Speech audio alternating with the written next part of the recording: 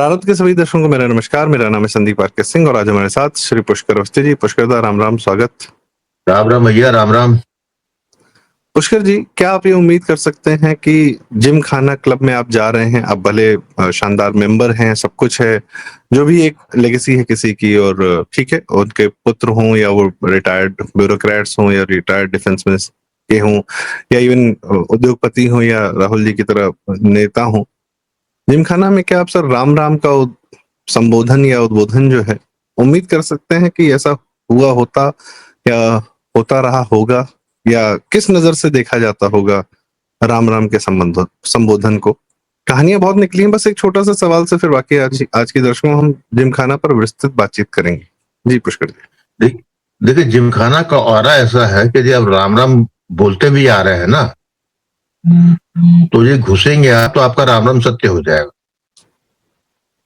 वहां पर जो है, क्योंकि वो एक कॉलोनियल पास की एक जीती जागती मिसाल है, जिसको लोगों ने इतना कहना चाहिए कैजुअल तो नहीं कहूंगा, लेकिन ट्रांसफॉर्मेशन जो हमारा हुआ ब्रिटिश राज के भारत से और स्वतंत्र भारत, तथाकथित रूप से स्वतंत्र हुए भारत में, वो ट्रांजिशन में कई इंस्टीट्यूट जो है अंग्रेज छोड़ गए, जिनको जो है बड़े सहजता से ही नहीं, इसको बड़ी स्वीकारता प्रदान करते हुए नेहरू की कांग्रेस ने उसको गले लगाया।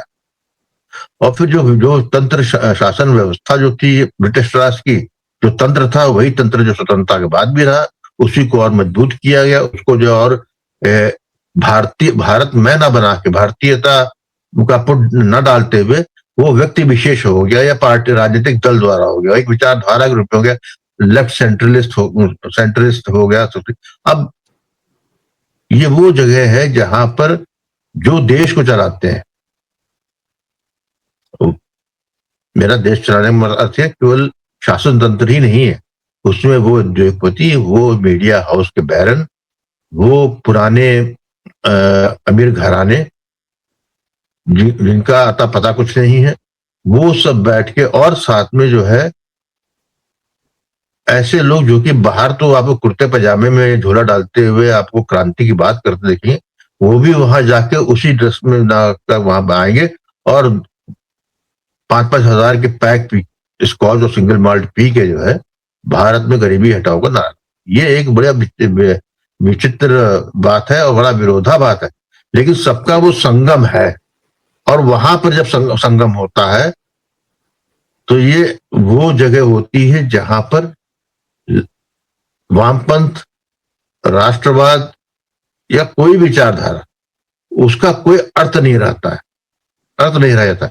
वो जो है एक प्रो बोनो एलिटिस्ट कंसेप्ट होता है, जिसमें हमाम में सब नंगे होते हैं, सब बात करते हैं, वहीं षड्यंत्र होते हैं, वहीं पे जो है कल क्या गवर्नमेंट की पॉलिसी बननी, कौन सी पॉलिसी उल्टा देनी है, कौन पसंद है कौन नहीं पसंद है, कौन मंत्री के पास किस तरीके से जो है पहुंचा सकता है, किसका कहाँ क्या काम फंसा है, कौन काम उसको करा सकता है। ये हाई टेक नेटवर्किंग की जगह बनी बहुत पहले से, ये सहजता से हुआ, ये कोई जबरदस्ती नहीं हुआ, क्योंकि 1947 में स्वतंत्रता से पहले क्लब कल्चर हमारे यहाँ था नहीं। हमारे यहाँ तो गोष्ठियां होती थी, हम लोग बैठकी होती थी, हम लोग तो पंच परमेश्वर वाले लोग थे, ग्रामीणांचल का पूरा जो है हम पे असर था। जो बाहर से अंग्रेज लोग आए, अपने संग बीवी आई, नैनी आई, और यहाँ बहुत गर्मी थी, तो ये वो जगह थी जो कि उनको याद दिलाती थी अपने घर, जहां पर जो है इंडियंस नॉट अलाउड। शुरू में तो इंडियंस नॉट अलाउड थे, लेकिन जो काम करने वाले थे, सेवा शुश्रूषा करने वाले थे, वो भारतीय होते। वहां पर जो है वो जो फिश एंड चिप्स आपको कहीं नहीं खाने मिलेगा, लेकिन क्लब में जो है उनको जो है याद आ जाएगा, वहां पर आपको जिन टॉनिक भी मिल जाएगा। तो मेरा कहने मतलब कि वो एक ऐसा आर्टिफिशियल एनवायरनमेंट क्रिएट किया उन्होंने, जहां पे उनके परिवार, वो मतलब क्लब में रूम्स होते हैं, वहां आए, रुके, जो आपको खाना ब्रिटिश आपको जो है खाना मिलेगा हर तरीके का, जो आपको बाहर संभव नहीं है। तो वहीं पे फिर जो उनके जो अंग्रेजों के जो कृपा पात्र थे, उनको जगह मिली वहां पे 20वीं शताब्दी में। और एक जिमखाना क्लब की बात नहीं हो रही, तो मतलब पुराने काल में तो हर शहर में जो है एक क्लब होता है, जहां पर जो है जो कलेक्टर साहब ठीक है, होता था, बड़ा साहब। वो समाज की मांग है, ठीक है, समाज में हाँ, सबको प्रगति करने का और वैसे एक इच्छा रहती है, उत्कंठा रहती है भाई। बिल्कुल, आज लोग मॉल जाते हैं, फिल्में देखते हैं, रिक्लाइनर पर देखते हैं, तो बिल्कुल, वो भी एक बिल्कुल। एक्सक्लूसिविटी है। और ऐसा नहीं है कि कोई, अब तो छोटे छोटे शहरों में मॉल खुलते हैं, सबके लिए अच्छा है, समाज प्रगति करता है, प्रगति की निशानी समझ में आता है। कुछ एक जो जगह होती है जहां पर ऑफ कोर्स कुछ लोग, चंद लोग मिलते हैं। समस्या इसके साथ ये थी कि यह एक 27 एकड़ में फैला हुआ था। इसकी लोकेशन जो है वो एकदम पीएम हाउस के बगल में थी। सेकंड, 600 एम्प्लॉइज काम करते थे, बाकी तो जो जो 5,000 मेंबर्स थे या जो भी थे। और 1,000 रुपया जो है सालाना या मंथली किराया देते थे ये लोग सरकार को, 1,000 रुपया मात्र। ठीक है, यहाँ मात्र लगाना ठीक लगता है, कई लोग 10 करोड़ मात्र लगा देते हैं तो लगता है अरे मात्र क्यों लगा रहे भाई साहब, अमाउंट ज्यादा। लेकिन इस यहाँ पर 1,000 रुपये मात्र, 27 एकड़ दिल्ली में उसका यह। और ऐसा भी नहीं कि यह कोई जो है सरकारी व्यवस्था थी, सरकारी तंत्र का था, no, it was a private, मतलब ये प्राइवेट ओन्ड था। प्राइवेट ओन्ड क्या था, मतलब कि ये सरकारी व्यवस्था या सरकार का किसी का मंत्रालय की जगह नहीं थी, यह एक प्राइवेट एंटिटी थी। सरकार से लीज पे लिया हुआ था, लीज खत्म हो गई थी। मोदी जी ने 2014 में आते ही 3 महीने बाद एक नोटिस दिया था पहला इनको कि भाई साहब ऐसा है कि जरा कुछ बकाया है आप लोग का पैसा, वो वापस कर दीजिए, दे दीजिए सरकार को। तो तब नहीं सुने, हाईकोर्ट चले, आज भी हाईकोर्ट गए। वैसे अभिषेक मनु सिंघवी भी वहां के मेंबर होंगे शायद या नहीं होंगे पता नहीं, पर वो लेकर गए। मैं तो सोच रहा हूँ कि अगर जज साहब या उनके पुत्र या उनके बच्चे भी इसके मेंबर हों तो कैसे ये लोग केसेस सुन सकते हैं। खैर, कमिंग बैक टू दिस, इसकी व्यवस्था ये थी कि 40-40-20 का रेशियो था।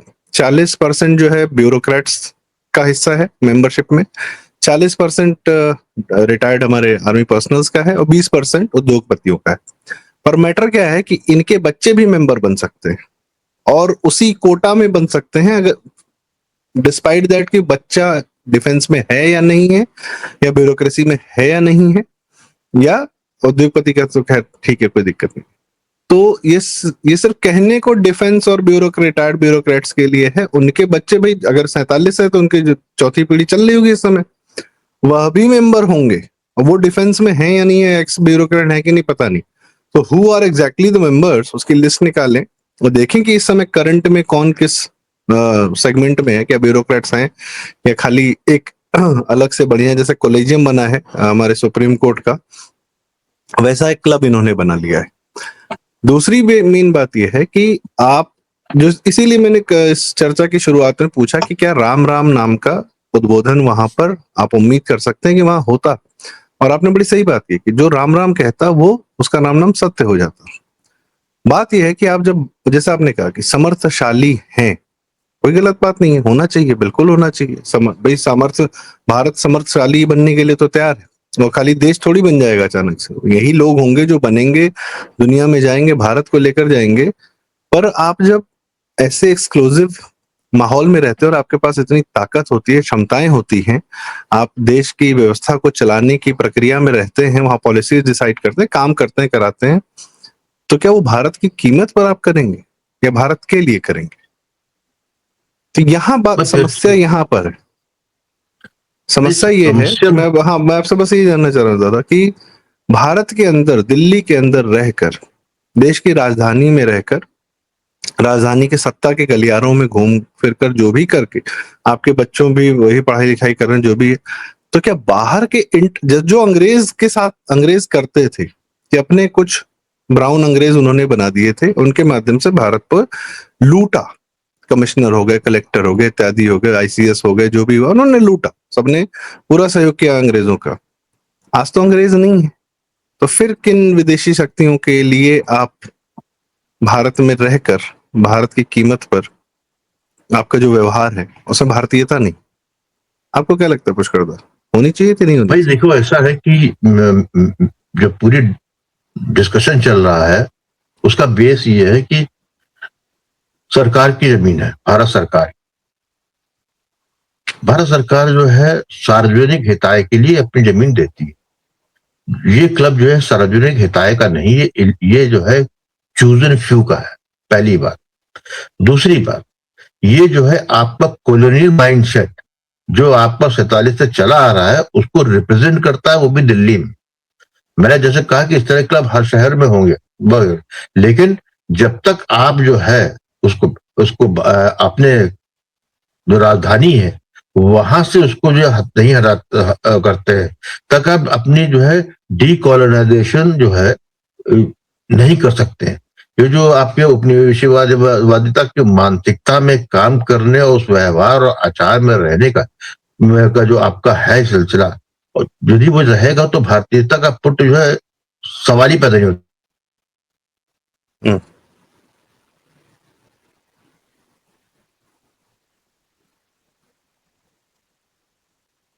जो आपके चूजन फ्यू है, ये पावर हाउसेस है, जो जो इनको जिनको मैं एलिट ऑफ द एलिटिस्ट कहता हूं, क्या उनके लिए अलग वो है? क्योंकि वो जो जाते हैं उनका सोचने ढोकने का तरीका जो है बिल्कुल बड़ा फर्क पड़ता है। क्यों नहीं फर्क पड़ता है? हम और आप जो है कहीं बैठते हैं तो जिस माहौल और जिस वातावरण में होते हैं, हम हमारी जो है सोचने की प्रतिक्रिया की जो सोचने की जो प्रक्रिया होती है, वो सब हमारी जो है उस वातावरण से कहीं ना कहीं प्रभावित होती है। लेकिन यदि एक जो है निरंतरता बनी हुई है, और फिर उसके अब दम भी ये है कि सरकार कैसे हटा सकती है। मेरा तो क्वेश्चन इस बात पे है कि वहां पर जो है आपका ये दम है कि सरकार क्या हटा सकती है, सरकार के पावर कोई काम नहीं। सवाल इस बात का, सरकार 50 काम कर रही है। जिस भूमि पे आपका कब्जा, आपका कोई वो नहीं है, लोकल स्टडी नहीं है, आपने एक प्राइवेट क्लब बनाया हुआ है, चलता रहा तो अब तो ठीक है, कोई दिक्कत नहीं। आज सरकार को चाहिए वो, तो आप जो है कोर्ट जा रहे हैं। पिछली बार भी एक बार और ये प्रयास में सोचता हूँ, शायद यूपीए काल में हुआ था एक बार प्रयास, यूपीए का काल में एक बार प्रयास हुआ था, लेकिन उसको जो है एक बार हुआ था, उसका कारण ये था कि राहुल गांधी को मेंबरशिप चाहिए थी, मिल गई। वो फिर मिल गई फिर वो फिर राहुल गांधी को मिली, राहुल गांधी ने किसी और को दिलवाई भी वो। तो सवाल इस बात का, ये चूजन फ्यू का जो मामला है ना। और फिर जब मैंने एक बात और कही थी कि इस छतरी के ऐसे किसी व्यवस्था में उस छत के नीचे जब जाते हैं तो वहां पर ये महत्वपूर्ण नहीं रहता आप किस विचारधारा के, आप अलग विचारधारा के जाते हैं। जैसे ट्विटर में आज चल रहा है, कल से सरीन बाबू बहुत नाराज है। वो जबकि आईएएस छोड़ चुके थे, लेकिन हाँ, ये छोड़ के आए, क्लियर करके बाद में छोड़ दिया था। हाँ, लेकिन रहे हैं बहुत नाराज इस बात पे। और इनको मैं हमेशा से यही कहता रहा हूं कि आरडब्ल्यू में जो राइट विंगर में स्नॉबिशनेस वाला था वो था, तो आज वो जो है एक घायल नाक के तरीके से फुफकार रहे हैं, और उनकी दो लोग ले रहे हैं उनकी। एक जो है अय्यर मित्रा, और अभी मैंने देखा आनंद ने भी उनके विरोध में आए हैं वो। तो मेरा कहने मतलब है कि वहां अंदर जाने के बाद सब बराबर हो जाता है। ये जो इंटाइटलमेंट का जो एक इंटाइटलमेंट का जो नशा है, कि राहुल गांधी के पास नहीं है, क्या ये इंटाइटलमेंट का हमारे सामान्य उन लोगों का भी है। वो जिमखाना क्लब रिप्रेजेंट कर रहा है, और मुझे तो पूरी विश्वास है कि जिस तरीके से वो कोर्ट गए हैं, हो सकता है कि निश्चित रूप से सुप्रीम कोर्ट के जजेस और ये हाई कोर्ट जजेस वहां आते जाते ही होंगे, कुछ सदस्य भी होंगे, कोई बड़ी बात नहीं है। लेकिन वो उसको जो है रोक पाएंगे कि नहीं रोक पाएंगे, ये हमको भी देखना होगा।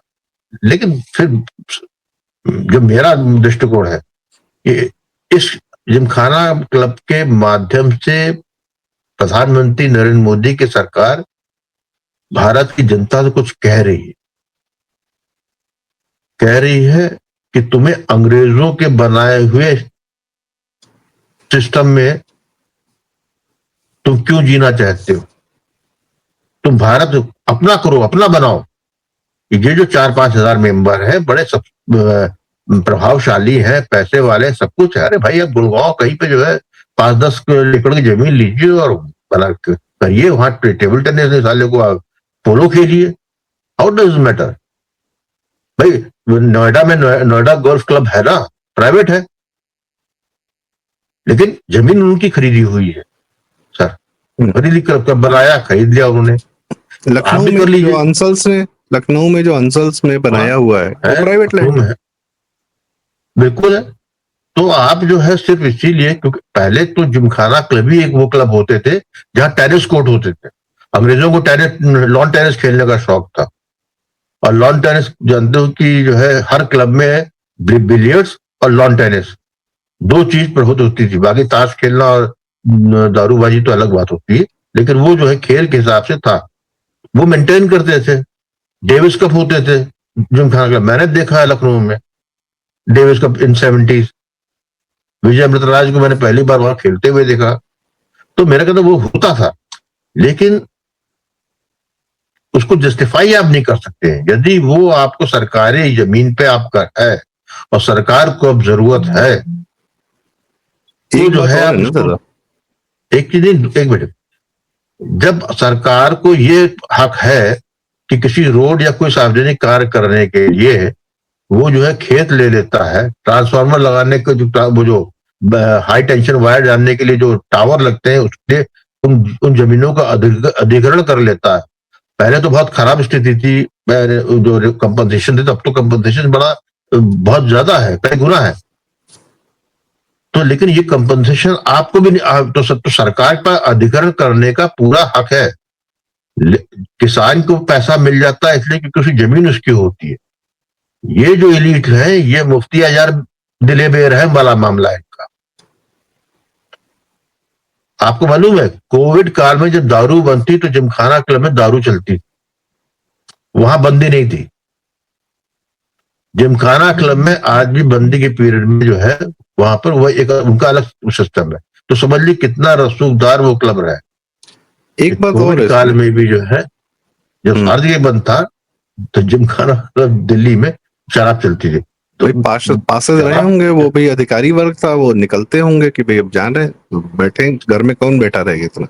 खैर एक बात और, अभी आज ही के दिन यह भी हो, कल के दिन यह भी हो रहा था कि पद्मश्री अवार्ड बट रहे थे। बट क्या रहे थे, वो दिए जा रहे थे उन लोगों को दिए जा रहे थे जो जिन्होंने भारत बनाने में या भारत के समाज को व्यवस्थित रखने में उसको कुछ योगदान अपना कर रहे हैं। यही कांग्रेस काल में इसी जिमखाना में बैठ के पद्मा अवार्ड्स बांटे जाते थे, उसकी लॉबिंग होती थी। यही होता है किसको मिलेगा किसको नहीं मिलेगा, किसको देना चाहिए।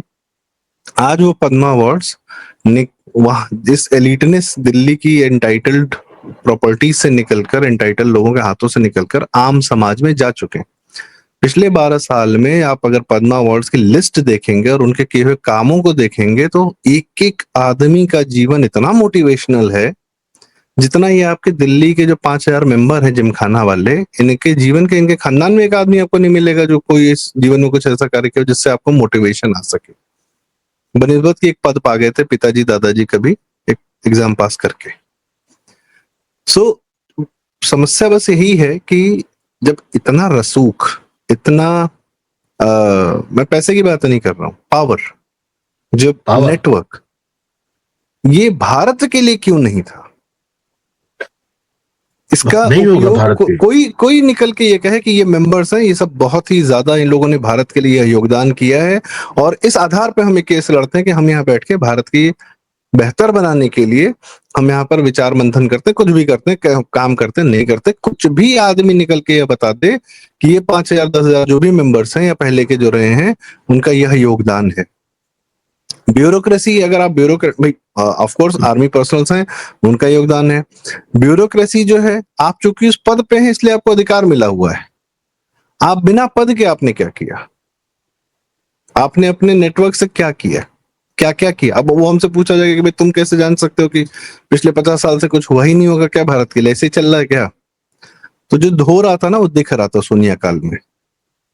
ये सब सोनिया काल और कांग्रेस काल से अलाइंड लोग थे। ये 2G स्कैम और ये स्कैम वो स्कैम, पॉलिसी जो बनती थी भारत में, जनता क्या कर रही थी, कैसे बम फट रहे थे, सब कुछ हो रहा था, इन सबकी आंख के सामने हो रहा था। अब कोई कभी अगर, और आज भी दम्भ क्या है कि ये सरकार गलत है, हमारी वाली व्यवस्था पहले की सही थी। इसी में से रिटायर्ड IAS अधिकारी है ना जो लेटर लिखते थे कि मोदी जी को वहां नहीं जाना चाहिए, वीजा नहीं मिलना चाहिए, ये पता नहीं क्या क्या करते रहते थे। 100-200 लोग मिलकर लेटर लिख देते हैं कि आपने ये गलत कर दिया, आपने वो गलत कर दिया। आज पहली बार भारत दिल्ली में पहुंचा है तो इनको अपना स्पेस ना छोटा होता हुआ दिख रहा है, अन्यथा तो ये सदैव अपने आप को भारत से ऊपर ही समझते हैं, भारत के अंदर नहीं समझते अपने आप को।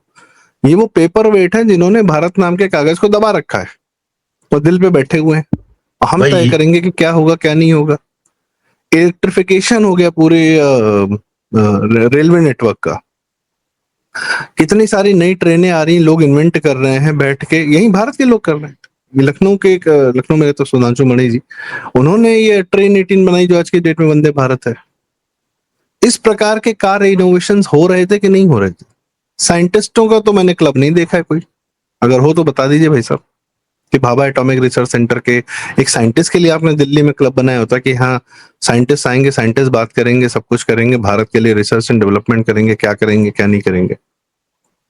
तो मैं किसी के कुल मेंबर्स पर नहीं कह रहा हूं, मैं जानना चाहता हूं, मैं वाकई में जानना चाहता हूं कि क्या इन्होंने भारत के लिए कुछ वाकई में अद्भुत कार्य वहां से निकल कर किया है, कुछ हुआ है जी? हाँ पुष्कर दा, पद्मा अवार्ड आपने ले लिया, देखिए, अब आप हमारा जिमखाना क्लब भी ले लिया। मोदी जी बड़े निर्मोही हैं आप। ऐसा है कि जिस जिस वर्ग की हम लोग बात कर रहे हैं, जो इस जिमखाना क्लब के अधिकरण से भारत सरकार द्वारा जो जो प्रस्तावित अधिकरण है, उसके विरुद्ध जो खड़े हैं वो बेसिकली एचएमवी है, हिज मास्टर्स वॉइस। ये 1947 से ही एचएमवी थे, आज तक वही है, इससे ज्यादा नहीं है। ये जो है इनको रिहैबिलिटेशन सेंटर की जरूरत है, इनका डिटॉक्सिफिकेशन होना है। पिछले 79 ईयर से जो है डिटॉक्सिफिकेशन नहीं हुआ है, उनकी गलती भी नहीं, बिल्कुल उनकी गलती नहीं मानता हूं संदीप। इसी भारत ने उनको, भाई अभी कितना 12 साल पहले तो कुछ बदलाव आया है यार, उससे पहले तो इस भारत ने उनको वैसे ही स्वीकार किया। उनकी स्वीकार्यता जो है, भारत के तंत्र ने उनकी स्वीकार्यता वैसे ही की। वो उनके लिए महत्व के थे। क्यों थे? क्योंकि वो अंग्रेजी में सोचते हैं, अंग्रेजों की तरह सोचते हैं, और जिस तरह अंग्रेज भारत में जो कुछ करना चाहते थे वही उनको स्वीकार्य है, उसी तरीके से। They are the new brown sahib in independent India. मैं फिर कहता हूं कि दे आर स्लेव्स। ये दासत्व की बीमारी से कुंठित जमात है, जिसको जो है 15 अगस्त 1947 के बाद भी जहां इनको रोक के इनका भारतीयकरण होना था, वो न करके जो है हमारे प्रथम प्रधानमंत्री नेहरू ने वामपंथ और सोशलिज्म, इन दोनों का कॉकटेल डाल के जो है एलिटिस्ट क्लास तैयार किया। सोशलिस्ट था नेहरू, कहता था, लेकिन 555 की सिगरेट पीता था। नेहरू की कुछ तस्वीरें हैं स्विमिंग पूल में महिलाओं के साथ हंसते हुए इत्यादि इत्यादि। दर्शकों को इसी जिमखाना की स्विमिंग पूल की तस्वीरें, इसी गोरी जिमखाना और क्लब। गोरी औरतें पसंद थी। व्हाइट स्किन एंग्लो सेक्शन से जो है बुरी तरह से प्रभावित था। तो वही आउटलुक जो है भारत पे जो चलाने वाले थे, जो शासी तंत्र था, दो स्तंभ थे उनके, उन पे भी वही चला। अब वो पीढ़ी दर पीढ़ी होता गया। तो इसलिए मैं उनको जितना दोष नहीं देता। बस अब ये है कि अब बदलाव की बात आ रही है, ये एक सिंबॉलिक है उसका अधिकरण करना, ये एक मैसेजिंग है कि अब डिटॉक्सिफिकेशन का टाइम आप आ चुका, कर लीजिए, नहीं तो जो है जैसे हमेशा ही होता है, कोई एक एडिक्ट होता है, उसका प्रॉपर रिहेबिलिटेशन ना हो, उसका रोक दिया जाए तो बड़ी बुरी उसकी हालत होती है। यदि प्रॉपर मेडिकली उसका रिहेबिलिटेशन नहीं किया जा रहा है तो उसका डिटॉक्सिफिकेशन बहुत ज्यादा जो है करुणामय होता है। तो मैं इन एलिटिस्ट के जो आज मैं ट्विटर पे देख रहा हूँ चिंगाड़ रहे हैं, तो मुझको वैसे ही लग रहा है कि जिसको जो है रोज हीरोइन सोने की आदत हो, चाटने की, चिट्टा नहीं मिल रहा उसको, तो पगला पगला के घूम रहा है। जी। जो शेर और साथ में बड़े हुआ क्या गंभीर है, व्यक्ति यह थे, ताकत। हाँ जी। जो बड़े आपको बड़े गंभीर व्यक्तित्व लगते थे, जो उनको लगता था कि नहीं ये बड़े अभिजात जरूर है लेकिन बड़े बौद्धिक रूप से खुले हैं, वो सब जो है उनका घुस गया, उनका सारा राष्ट्र प्रेम घुस गया, उनका दक्षिण पंथ घुस गया। सब कुछ घुस गया, उनको सिर्फ एक ही इच्छा है कि अभिजीत, हम अब देखिए अभिजीत अय्यर मित्र तो इसलिए कह रहा है क्योंकि वो बचपन से यहाँ जाता रहा है और देखता रहा कि दुनिया में कई इससे बेहतर शानदार जगह हैं, इसलिए वो कहता है कि ये बकवास है, तो इसको ये बंद होता बंद हो जाए, कोई दिक्कत नहीं है, he has seen better places. लेकिन जिन लोग के लिए मैं भी क्लब हाँ मैं मैं भी क्लब जाता हूँ, क्लब में मेंबर कहीं नहीं हूँ, अलग बात है, लेकिन वैसे क्लब है जब बड़े अच्छे हैं, जाते हैं, तो बात the whole thing is that, simple बात है, पहले व्यवस्थाएं नहीं थी ना, पहले इक्का दुक्का क्लब हुआ करते थे समाज में, वही जगह हुआ करती थी, आज के जमाने में छोटे छोटे जिलों में होते हैं। लेकिन आपने छुआछूत, आपने क्लब की जो परिधि जो है, छुआछूत जो है, आपने अपरिशता का भाव आपने जगा दिया है। मतलब ये मैंने खुद देखा है, जो जिमखाना क्लब का मेंबर नहीं है और वो उसमें सन्निपात नहीं हो पा रहा हूँ, तो वो बड़े को अपने आप को सब कुछ होते भी और करोड़पति होते भी, बड़ा पावर होते भी, वो बड़ा उसको ह्यूमिलेशन लगता है। ये बहुत बुरी बात है कि मतलब ये भावना आप में आ जाए, अप्रशस्ता जो है उस क्लास में भी है, तो इसलिए मैं तो बड़ा इसको स्वागत कर रहा हूँ इसका। और यदि कोर्ट ने इसमें दखल दिया तो मैं चाहूंगा कि भारत सरकार को लड़ना चाहिए केस में, क्योंकि ये जो है सरकारी जमीन है, उन्होंने ले लिया, अच्छा किया। जिसको इसके संकेत समझना हो समझे, नहीं समझना है तो उसको और कष्ट होगा। बस भारत सरकार तो कोई भी आदेश पारित करती है तो पहले देख लेती है कि ये कोर्ट में हम जीत जाएंगे तभी आदेश पारित करते हैं, क्योंकि उन्हें पता है कि उनको जो है सदैव ये आग का दरिया पार करना है। कोर्ट वाला कोई भी फैसला हो, खास करके दिल्ली के लुटियंस के लोगों के, अगर इतने बड़े मतलब इतना बड़ा प्रहार किया तो वो हमको, आपको नहीं लग रहा, उनको बहुत जरूर लग रहा है। और सबसे मुख्य बात अंतिम जो मैं कहना चाहूंगा कि भारत के लिए देखिए, एक्सक्लूसिव होना कोई गलत बात नहीं, आप एक्सक्लूसिव रहिए, बहुत लोग होते हैं, जाहिर सी बात है, सबको अपने घर में सबको एंट्री नहीं देता है, अपने सारे नातेदार रिश्तेदारों परिवार को भी नहीं एंट्री देता, अपने दोस्त समाज, हर एक जनरेशन अपना स्वयं बनाती है। इट्स ओके, कोई समस्या नहीं, समाज वैसे ही होते हैं, ठीक है।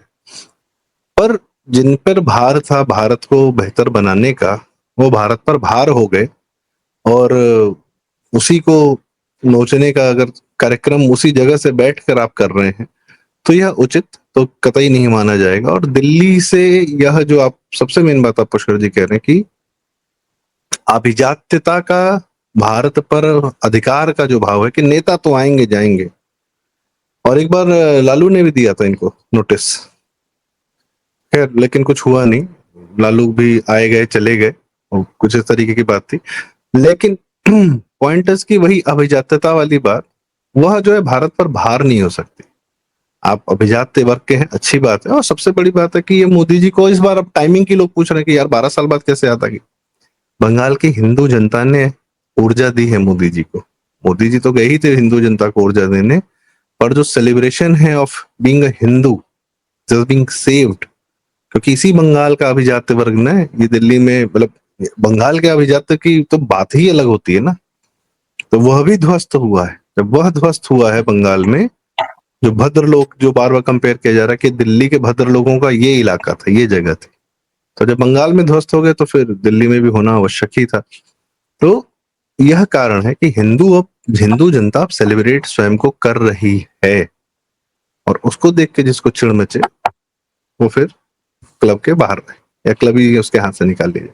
तो यह सारी एक चर्चा थी, जो कुछ तथ्य थे, कुछ विचार थे, और आपके क्या राय है कमेंट्स में हमें जरूर बताएं। दर्शकों, कृपया वीडियो लाइक करें, शेयर करें, और चैनल जरूर सब्सक्राइब करें। प्रारब्ध, बहुत बहुत धन्यवाद, नमस्कार, राम राम। राम राम।